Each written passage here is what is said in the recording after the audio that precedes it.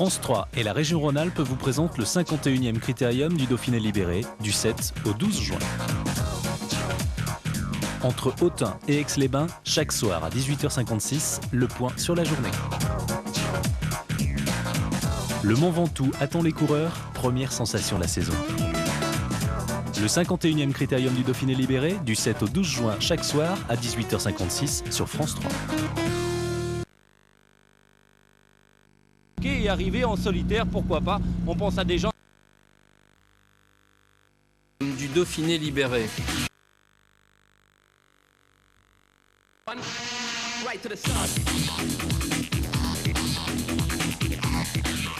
France 3 et la région Rhône-Alpes vous présentent le 51e Critérium du Dauphiné libéré.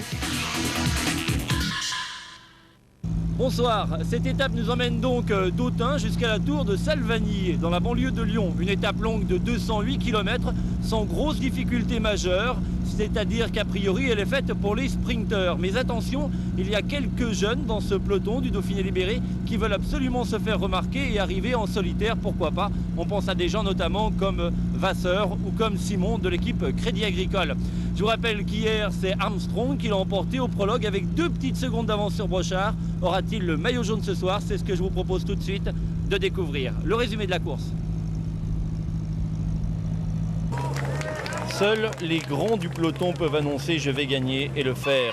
Sans afficher cette prétention, ils étaient quelques-uns à penser ce matin que cette étape pouvait échapper aux sprinteurs, à commencer par le favori des pronostiqueurs, François Simon. Oui, c'est vrai qu'au niveau du profil des derniers kilomètres, si j'ai de bonnes jambes, je pense que c'est une étape qui peut me convenir. Bon, et j'espère que tous ceux qui vont parier sur moi, je ne les décevrai pas. Ça va être aujourd'hui pour travailler pour mon sprinter, Christophe Capel. Donc personnellement, ça va être plutôt pour travailler pour lui. Même pas une petite échappée? Je ne sais pas comment la course va se dérouler, mais on verra au fil des kilomètres. Modeste, mais ne vous y fiez pas. Né entre vigne et raisin, Guillaume Auger se devait d'attaquer sur ses terres. Le Bourguignon a de la vigne dans les veines et la veine d'un grand cru. C'est ainsi à Mercurey, en connaisseur qu'il est, qu'il fait sauter le bouchon du peloton en compagnie de Christophe Basson de la Française des Jeux. Basson-Auger, Auger-Basson, 2 costauds sur les coteaux de Bourgogne puis du Mâconnais. Au pays des Grands Rouges, le maillot jaune et ses équipiers ne peuvent que contrôler à distance l'échappée grande cuvée. Avec 110 km d'échappée, s'il vous plaît, 3 minutes d'avance sur le peloton, les 2 hommes ont grappillé les points du classement de la montagne dans la côte des 4 vents et les bonifications de Cormarin et de Régnier-Durette. À Régnier-Durette pourtant, les enfants et leurs maîtresses attendent un autre régional. Vous êtes pour qui? Jérôme Bernard. Pourquoi Parce que c'est mon mari. Et vous allez pouvoir le voir, il va s'arrêter? J'espère qu'il me fera signe, il essaiera de me voir lui, ça va être difficile. Dans la côte de Brouilly, fin des vignes et fin du rêve pour Roger qui craque et terminera à un quart d'heure du peloton à la tour de Salvagny. Basson, lui, poursuit seul, un instant. Seul, avant de se faire reprendre par un petit groupe qui se fera manger tout cru à son tour par le peloton à seulement 30 km de l'arrivée. Benoît Salmon de Casino tente alors sa chance. En costaud, il prend 45 secondes d'avance au peloton, insuffisant. Il laisse la victoire à Christophe Auriol, son équipier. À 26 ans, le Lyonnais l'emporte chez lui d'une poignée de secondes devant le peloton. Armstrong conserve son maillot jaune.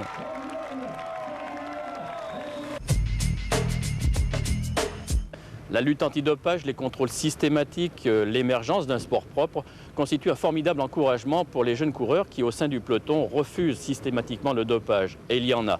Parmi eux, David Moncoutier, 24 ans. Ce garçon serait même un peu un intégriste de la santé. Il n'écoute que son corps, ses sensations. Il fonctionne aux plantes et à l'eau plate. Ses jambes sont celles d'un grimpeur français et si tout se passe bien, David Moncoutier portera un jour le maillot à poids du Tour de France. Si tout se passe bien, c'est-à-dire si le dopage a disparu du peloton ce jour-là. Car ce coureur illustre parfaitement la nouvelle génération bio, antithèse de la génération EPO. J'essaie d'être le plus naturel possible dans l'alimentation et qu'on me soit aligné quand je suis malade. Et, faire la nature, c'est aussi bien que surcharger l'organisme de plusieurs... de choses comme, je sais pas moi, les antibiotiques par exemple pour se soigner ou toujours les médicaments, il faut laisser faire un peu l'organisme. Non seulement David ne se dope pas, mais il refuse même les médicaments autorisés par l'UCI. C'est un adepte de l'homéopathie, les plantes sont meilleures que les antibiotiques. Par ailleurs, il s'autorise des plages de repos de plusieurs semaines, parfois en pleine saison. Courir pour le rendement et pour l'argent n'est pas son truc. Mettre la pédale douce, c'est une ligne de conduite familiale chez les Montcoutiers. Lui, pour se soigner, c'est quelque chose. Hein. Vous savez, on n'avait pas d'antibiotiques, c'est les malades, quoi que ce soit. Hein. C'est le refus total. Hein. Alors, des fois, il dit, mais ça va passer. Même s'il est enrhumé et tout ça, ça va passer. Donc, oui, je ne sais pas ce que c'est les antibiotiques. Moi, je vous dis depuis 15 ans. Je ne sais pas. Hein. Lui, moi, je crois qu'il m'a suivi beaucoup dans mes idées, en fin de compte. Hein.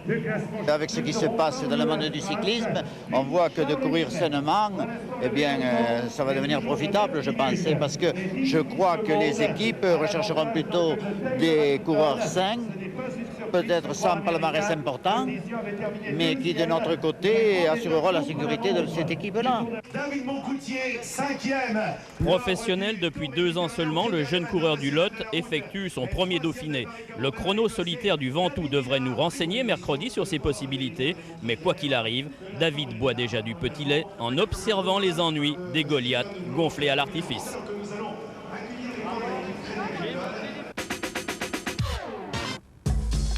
Demain, direction l'Ardèche, les coureurs partiront du casino de Charbonnières à 11h45. Ils arriveront à Privas vers 16h après avoir franchi la côte de la Croix-Régis, classée en 3e catégorie, Charbonnières-Privas, 164 km. France 3 et la région Rhône-Alpes vous ont présenté le critérium du Dauphiné libéré. France 3 et la région Rhône-Alpes vous présentent le 51e critérium du Dauphiné libéré. Et le quasi inconnu Christophe Auriol qui l'a remporté devant son public. Et ce matin, à Charbonnières, c'est toujours Lance Armstrong, l'Américain, qui porte le maillot jaune. Verdict de cette étape Charbonnières-Privas dans quelques instants avec vous. La roue tourne, rien ne va plus. À l'aube, chez Casino, c'est la colère, car la victoire de la veille a été diversement commentée par certains médias et le doute règne. Mes coureurs sont totalement sains. Maintenant, c'est comme dans la société. Dans toutes les sociétés, vous avez peut-être un jour une personne qui va faire une erreur. Nous, on prendra les dispositions pour cela. On a signé des chartes, on s'est engagé. La moindre erreur, elle n'est pas pardonnable. Les coureurs le savent. Ils ont signé également leur règlement intérieur. Ils connaissent les réactions que l'employeur Casino pourra avoir s'il y a des problèmes qui existent. Donc moi, je suis persuadé que mon équipe est tout à fait saine. Ce sacré dopage, toujours, qui décidément exacerbe les passions au sein du peloton et qui attise les rivalités et la suspicion. Du coup, ça explose d'entrée, ça flingue de tous les côtés. 26 coureurs jettent tous leurs jetons sur le tapis et ils récoltent la mise. 6 minutes d'avance au pied de la seule difficulté du jour, la Croix-Régis. C'est un col de 3e catégorie que le Français Vincent Cali décide de franchir tout seul, comme un grand. Cali, repris dans la descente, le bénéfice du groupe de tête grossit jusqu'à 10 minutes 30 sur ce peloton très étiré où le maillot jaune semble d'ores et déjà battu.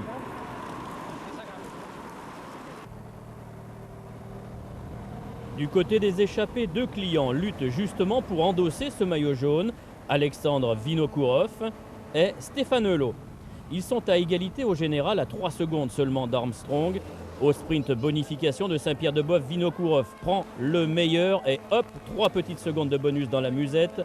Au sprint de Corna, même verdict et hop, encore 3 secondes. Résultat des courses, à ce moment-là, le coureur de Casino distance celui de la Française des Jeux.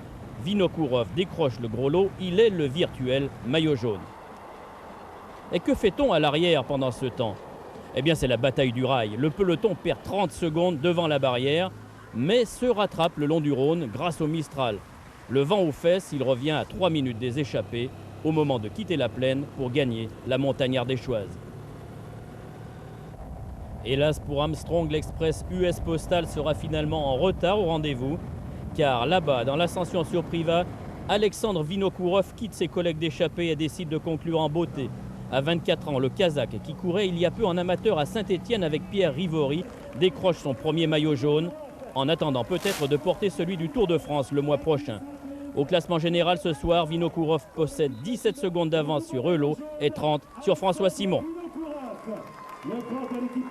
Cette étape est peut-être la dernière du Dauphiné libéré. Il semble qu'un meurtre ait été commis dans le peloton. Oui, Daniel. Eric, ouais, bonjour. Dis donc, mon petit bonhomme, faut te lever le matin pour venir aux informations. C'est une blague, c'est pour le tournage d'un film qui va passer d'ailleurs dans ton journal. Mon bonhomme, ressaisis-toi, tout le monde est dans le peloton. Bon bah alors, le petit journal du Dauphiné libéré, c'est parti. Ça tourne. Des paparazzi qui harcèlent un coureur et sa petite amie au cœur du village de presse du Critérium. Voilà pour le décorum d'un film qui a pour cadre le milieu du vélo.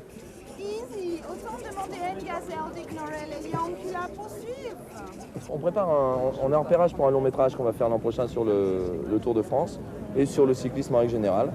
Un polar qui va s'appeler La Dernière Étape. Un tournage déjà contesté, certains pensent qu'il s'agit d'une histoire bidon de la Ligue d'improvisation de Lyon.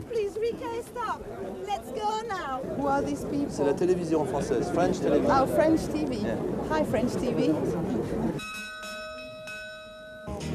Dans le peloton, c'est comme à la télévision. Ce qui prime aujourd'hui, c'est la communication, dernière invention, l'oreillette. L'oreillette, c'est pour rester informé de ce qui se passe devant, s'il y a une échappée et qu'on n'est pas représenté, savoir si on doit rouler tout de suite, savoir si on est dans une échappée, s'il faut rouler ou pas rouler, savoir s'il y a un problème avec Stéphane ou Jean-Cyril Robin, et puis pour être au courant des informations, de savoir ce qui se passe devant et derrière.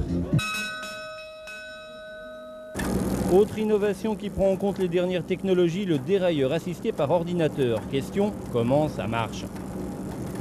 Il n'y a aucun câble, ni un câble électrique, ni un câble traditionnel. Tout passe par l'ordinateur.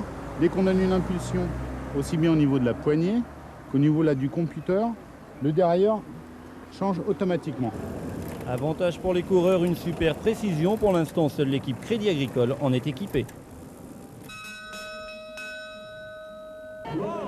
Dieu est avec le Dauphiné libéré, ou plutôt avec Banesto. Ces religieuses sont venues supporter Ettore Gramedia, le coureur de la Banesto. Sa tante fait partie de la même congrégation qu'elle.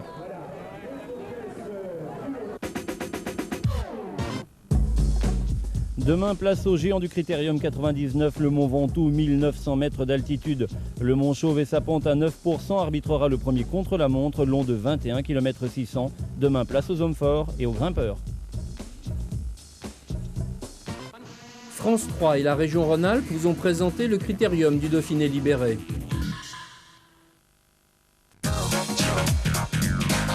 France 3 et la région Rhône-Alpes vous présentent le 51e Critérium du Dauphiné libéré du 7 au 12 juin. Entre Autun et Aix-les-Bains, chaque soir à 18h56, le point sur la journée. Le Mont Ventoux attend les coureurs, première sensation de la saison. Le 51e Critérium du Dauphiné libéré du 7 au 12 juin chaque soir à 18h56 sur France 3. Dauphiné libéré.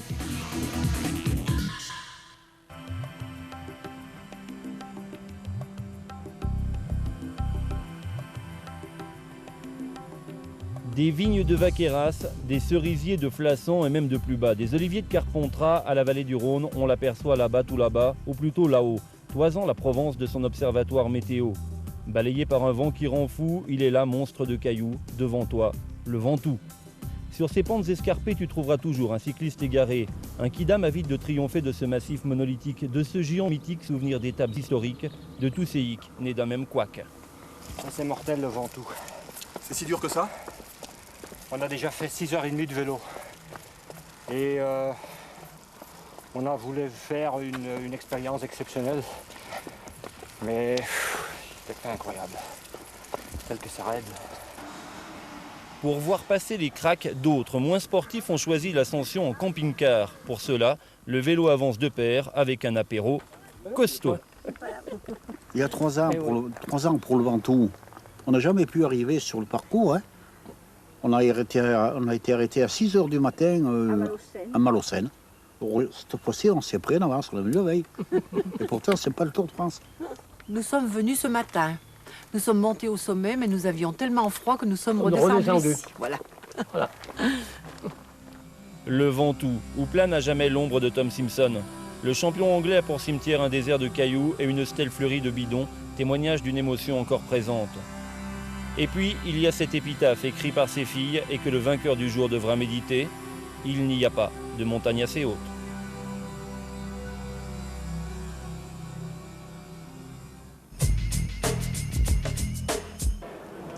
Hier, c'était en 1958. Charlie Gaulle, l'ange de la montagne, gagnait au Ventoux en 1 heure et 2 minutes. Oui, j'étais content, mais c'était bien, mais si je ne gagne pas le Ventoux, je ne suis pas un grimpeur. Aujourd'hui, sur le même parcours, combien de coureurs vont battre son temps? L'avis de Charlie et la réponse dans le résumé. Je calcule encore celui-là qui gagne, il me prend 10 minutes, je crois, à mon avis. Bon Eric, il va falloir être costaud aujourd'hui sur ce Ventoux. C'est clair qu'il va falloir avoir des cannes là pour réussir les 21 km 600 de montée. On pense que des grimpeurs purs comme Beloki ou Delolmo peuvent s'imposer, la patoune. Moi je vois Vinokourov quand même, parce qu'il a le maillot jaune à défendre. Et il va falloir qu'il se défonce. Hein. Et puis il y a les hommes forts, hein, Armstrong, Juric, il va falloir savoir où ils en sont, s'ils ont un peu d'orgueil, s'ils veulent remporter ce critérium. Ouais, résumé de la course. Résumé, moi j'en peux. Largué. Bon, j'attaque, hein. Les derniers seront les premiers, c'est ce que doit penser David Moncoutier. Il était ce matin lanterne rouge du classement général. Et là, au sommet du Ventoux, il observe ses adversaires qui arrivent au compte-gouttes. David a réalisé un temps canon, 58 minutes 32 secondes. Il s'était lancé de bédouin l'esprit revanchard. Dans la première étape, David Moncoutier, victime d'ennuis gastriques, avait perdu 25 minutes sur tout le monde. C'est un grimpeur, fils de facteur, et là, il monte en chronopost. J'ai commencé à monter le pied à mon rythme, et plus avancé, et mieux j'étais pratiquement, et j'ai bien fini. À l'arrivée, David Moncoutier montre sa vraie valeur et prend date pour l'avenir. Il est 7e de l'étape et premier français. Dans cette course contre le monstre, on attendait une réaction des purs grimpeurs. Beloki, le coureur basque, est bien dans ses baskets. Il emmène le gros braquet et plante la première banderille. Son entraîneur beugle et le basque espagnol s'envole, 4e temps, Bereba, Beloki. Mais à l'école du col, la leçon est donnée par El Professore. Le maillot rouge à pois blanc caracole au super. Belli, le bel italien, s'offre une montée digne de son aîné Pantani. Il finit 3e, mais surprise, annonce qu'il abandonne le critérium. Pour les problèmes que j'ai à les genoux à gauche et pour les pieds, que j'ai encore 6 points de suture dans les pieds, ce n'est pas prévu pour moi de terminer la course. Pour la victoire au Ventoux, gare, un V peut en cacher un autre. V comme Vinokourov, il est parti avec le paletot bouton d'or. Il le perd dans la caillasse du Mont Chauve. Le Kazakh jaune de chez Casino est à bloc. Et là, ça ne suffit pas aujourd'hui. Déception pour Alexandre le Malheureux. Il réalise le 2e temps. V comme Vauteur, c'est comme victoire pour un Américain au paradis. Jonathan le Goéland a des ailes. La veille de ses 26 ans, il recueille son premier grand succès international et prend le maillot. Ventoux, very difficult. Yeah, it's hard. Yeah, it's long, very long. Au général, Vauters devance Vinokourov de 7 secondes. Ça promet dans les Alpes. Au fait, Charlie Gaulle aurait fini 24e aujourd'hui. Charlie was good. Demain, les coureurs partiront de Baume de Venise et traverseront la Provence pour rejoindre Digne-les-Bains, 203 km plus loin. 2 difficultés sur ce parcours, le col de Murs, 3e catégorie, et celui de Corobin, 2e catégorie, situé à 15 km seulement de l'arrivée. France 3 et la région Rhône-Alpes vous ont présenté le critérium du Dauphiné libéré. L'Américain Jonathan Vauters, il l'a emporté.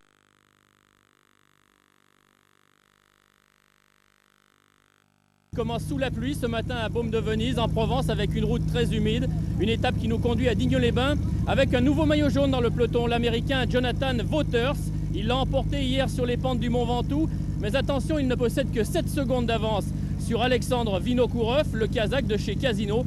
Cela nous promet donc une étape très animée avec un col à 14 km de l'arrivée qui peut faire la décision. A tout de suite. Aucun temps mort. La course est très nerveuse depuis les premiers coups de pédale là-haut en Saône-et-Loire. Et aujourd'hui encore, les attaques fusent de toutes parts, comme si le cyclisme, malade, explosait sous les assauts d'une jeunesse qui se veut plus propre. Les 50 premiers kilomètres donnent lieu à des échappées en cascade, courtes mais toniques et rafraîchissantes. Puis 3 hommes se font la belle, beaucoup plus nets.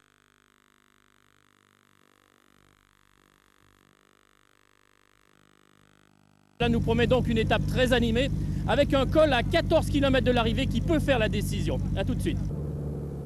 Aucun temps mort, la course est très nerveuse depuis les premiers coups de pédale là-haut en Saône-et-Loire. Et aujourd'hui encore, les attaques fusent de toutes parts, comme si le cyclisme, malade, explosait sous les assauts d'une jeunesse qui se veut plus propre. Les 50 premiers kilomètres donnent lieu à des échappées en cascade, courtes mais toniques et rafraîchissantes. Puis, 3 hommes se font la belle, beaucoup plus nettement. Les Français Damien Nazon, de la Française des Jeux, et Laurent Desbiens, de Cofidis. Le Belge Peter Weitz, de chez Lotto. Ils sont très loin au classement général. Les leaders ne risquent rien et roulent assez sereinement dans le peloton. Alors l'avance des 3 grimpe, 5 minutes à Manosque, 6 minutes à Gréoux, 8 minutes à Riez. Et justement, si ça veut rire, cette escapade peut très bien aboutir. Mais voici venir le col du Corobin et Desbiens, plutôt bien, carabine. C'est un vrai coup de flingue. Nazon, plutôt naze, décroche. Weitz ne va plus assez vite. Laurent Desbiens alors à la voie libre et dans la brume du sommet, le nordiste de Mont-Saint-Barreuil est comme chez lui. Il plonge tout seul sur Digne. Le Belge ne reviendra plus.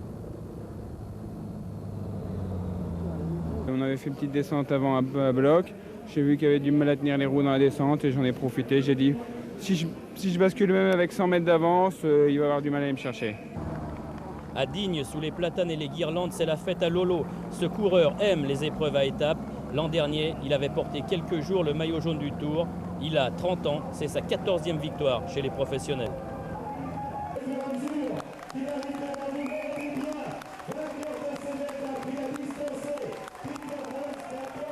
Je pense que le contre-la-montre ici hier a marqué les organismes. Et comme au Tour, le lendemain du contre-la-montre, j'étais sorti, j'avais pris le maillot jaune. Et cette année, c'est la même chose, mais là, je gagne l'étape. Derrière Desbiens, Weitz finit à 1:10, Nazon à 3 minutes, le peloton à 4 minutes 20. Rien ne change pour le maillot jaune. Wouters a toujours 7 secondes d'avance sur Vinokourov. Bien, cher Jean, voilà que le critérium passe dans ta bonne ville de Manosque. Je sais, certains intellos ne comprendront pas que l'on puisse mêler Giono au vélo. Et pourtant, Jean, le peloton, ce n'est pas le grand troupeau, plutôt un serpent d'étoiles, comme tu l'as écrit. Et puis, il y a quelques francs-tireurs qui luttent contre un autre.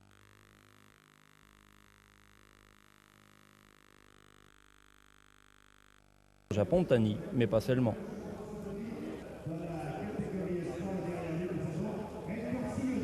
Toujours, c'est difficile de rester concentré.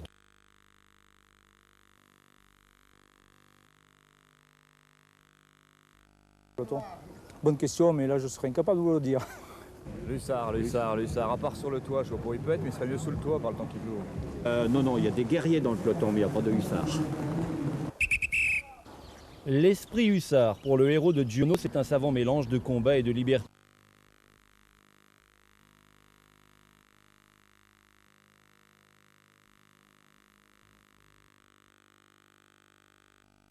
C'est le kit du reporter radio. Le héros de Giono.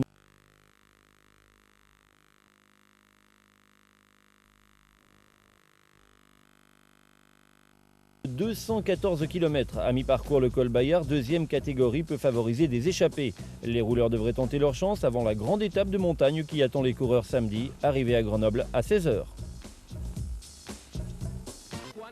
France 3 et la région Rhône-Alpes vous ont présenté le critérium du Dauphiné libéré.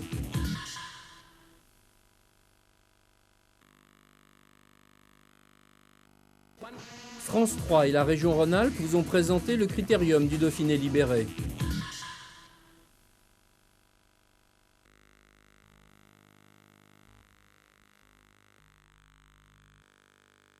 213 km, peut-être la première étape de vacances que vont s'offrir les coureurs à la veille de la grande étape monstrueuse avec 7 cols à parcourir. Mais pour avoir plus de précision, j'appelle le hussard d'hier soir, Bernard Thévenet. Allô Bernard ? Bernard, qui peut l'emporter aujourd'hui ? Pour aujourd'hui, je vois une étape comme celle d'hier, c'est-à-dire avec beaucoup d'attaques. Il y a encore beaucoup de coureurs qui sont très loin au classement général et qui n'ont plus que cette étape-là pour se distinguer. Donc ce sera une étape animée. Allez, le résumé de la course pour voir si Bernard a raison. Digne-Grenoble, une route chargée d'histoire. Sur les pas de Napoléon, le peloton. Ce matin, la grande armée est partagée. Il y a ceux qui veulent faire l'étape pour les pattes. J'espère que je serai chevalier Bayard ce soir. Et ceux, bonnes pattes, qui redoutent le casse-pattes d'après-Gap, Bayard. Le Bayard, ça te fait peur ? Ouais. Ça me rappelle l'armée. Le chevalier Bayard, tu connais ? Pas du tout. Pas du tout ? Non. Et le col Bayard, tu connais ? Non plus. Le col Bayard, un seigneur de 2e catégorie, mais qui, contrairement aux chevaliers du même nom, accumule peurs et reproches, d'autant que la fatigue se fait sentir. Pour moi, peut-être c'est mieux de ne pas faire.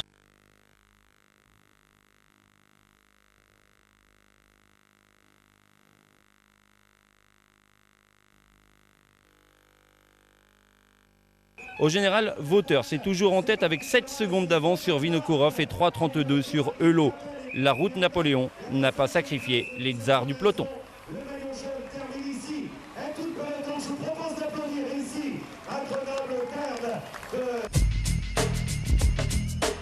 Prairie de la Rencontre à Laffray, c'est ici que l'empereur a rallié à sa cause les troupes du Dauphiné. Il rentrait de l'île d'Elbe et du même coup il s'ouvrait les portes de Grenoble. Alors bien évidemment c'est un endroit historique devant lequel passent souvent les courses de vélo et les coureurs du Critérium ont emprunté une fois encore la fameuse route Napoléon.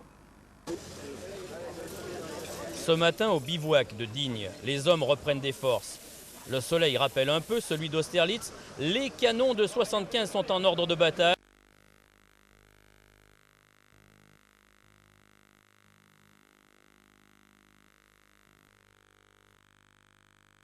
La survie de la troupe, la cavalerie.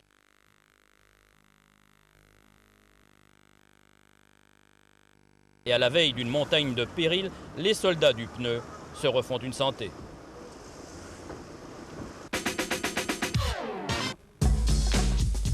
Et oui, demain il faudra des mollets pour avaler les 8 difficultés du parcours entre Challes-les-Eaux et Passy-Pleine-Joux.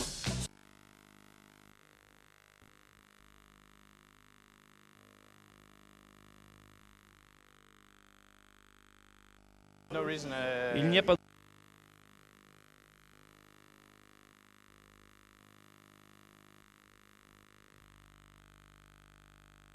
de départ officiel au kilomètre.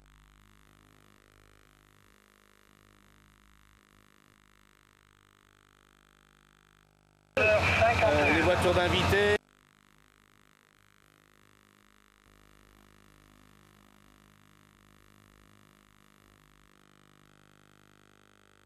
Le maillot vert est obligé de travailler avec les rares casinos encore valides pour ne pas se laisser distancer. C'est de la fatigue inutile pour Vino. Wauters.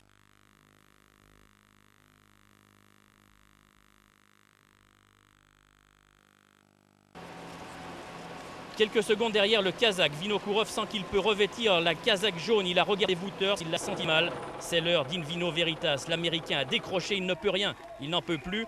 Et arrivé, Moncoutier domine Livingstone. 4e victoire française sur ce Critérium, celle d'un garçon qui refuse radicalement le dopage. Moi j'avais les écarts, je voyais que je revenais peu à peu.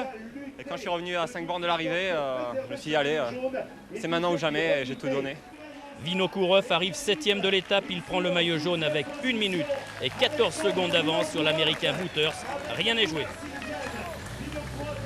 Ah oui, je suis très content. Je prends le maillot jaune, je suis content. Demain, pour le final entre Sallanches et Aix-les-Bains, il faudra rouler 153 km. Une étape qui s'achève par 3 escalades en boucle de la côte de Mouxy. Il peut encore y avoir des surprises. À demain, 19h07, dans le Journal des Sports de France 3.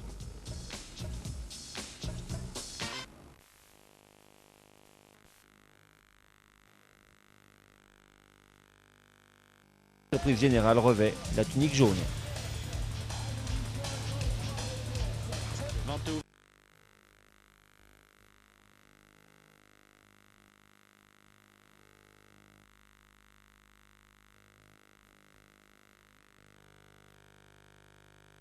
Place pour la rentrée de septembre. Renseignements au 04 78 21 0.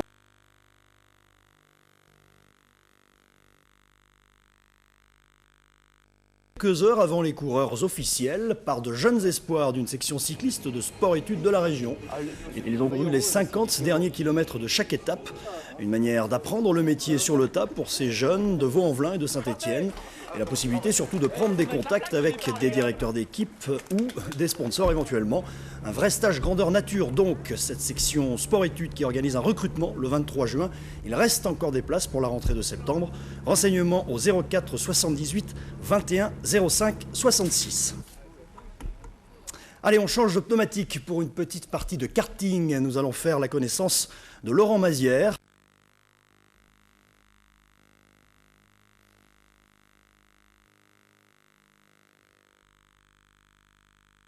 Tu connais qui? Personne. Non, personne. Il y a quand même pas mal de têtes qui sont connues. Vasseur, Moncoutier, tout ça. Puis les jeunes, c'est pas plus mal, c'est la relève.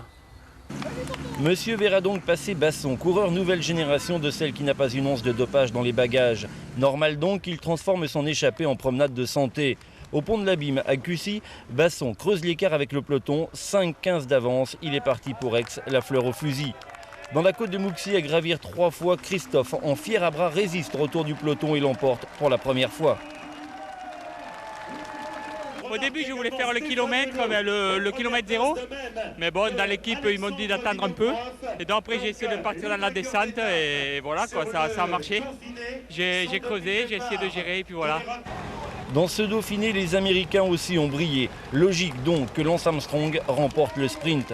Mais l'homme le plus heureux ce soir n'est pas celui de la Française des Jeux, mais le Kazakh de Casino, Vinokourov, un sacré numéro. Je suis vraiment très heureux. Gare, le maillot jaune est jeune et rêve dès à présent de renouveler l'exploit dans la grande boucle. Alors, retour sur cette semaine de critérium. Les affaires de dopage, toujours dans l'ombre des courses, semblent avoir remué les esprits. En tout cas, une nouvelle génération de cyclistes a fait son apparition, et parmi elles, la nouvelle vague tricolore, qui, à l'image de Christophe Basson, s'est illustrée sur de belles étapes. Éric Berg et Patrice Morel à nouveau. Christophe Auriol lundi 8 juin à la Tour de Salvagny. Laurent Desbiens jeudi 10 juin à Digne. Laurent Madoise vendredi 11 juin à Grenoble. David Moncoutier samedi 12 à Passy-Plaine-Joux. Autant d'étapes remportées par des Français, voilà la première grande satisfaction de ce 51e Dauphiné. C'était avant même l'arrivée cet après-midi à Aix-les-Bains. Mieux, 2 de ces garçons récoltent leur premier grand succès professionnel, Christophe Auriol, le Lyonnais, et David Moncoutier, le coureur du Lot. Moncoutier, c'est un cas et un symbole, c'est peut-être le grand grimpeur français de demain. De plus, il se déclare ouvertement hostile à toute forme de stimulant, il n'écoute que ses sensations, refuse les antibiotiques et les médicaments, un intégriste du bio. Avec ce qui se passe dans le monde du cyclisme, on voit que de courir sainement, eh bien, ça va devenir profitable, je pense, parce que je crois que les équipes rechercheront plutôt des coureurs sains, peut-être sans palmarès important, mais qui, de notre côté, assureront la sécurité de cette équipe-là. David Moncoutier est le prototype d'une nouvelle génération de cyclistes, ceux qui osent refuser la fatalité du dopage. Ils prennent aujourd'hui leurs responsabilités. Exemple, les coureurs de la Française des Jeux, ils ont écrit jeudi une lettre ouverte virulente, publiée par le journal L'Équipe. L'esprit, c'est de dire ce qui est décrit dans la lettre, que tout le monde est contre le dopage et qu'il y a une évolution. Et maintenant, les coureurs veulent faire savoir qu'ils font tout pour lutter contre le dopage et faire avancer les choses et aider le cyclisme à regagner sa notoriété. Les coureurs commencent à faire eux-mêmes le ménage. La lutte pour un cyclisme propre peut donc aboutir. Par ailleurs, la course a révélé au grand public 2 champions en pleine éclosion. V comme Voters, V comme Vinokourov. 2 coureurs nouvelle vague à l'épreuve du Ventoux. Jonathan Voters n'a qu'une idole, Greg LeMond, qu'un rêve, imiter son aîné, soit gagner un jour le Dauphiné libéré et pourquoi pas le Tour de France. En attendant, Jonathan, la veille de ses 26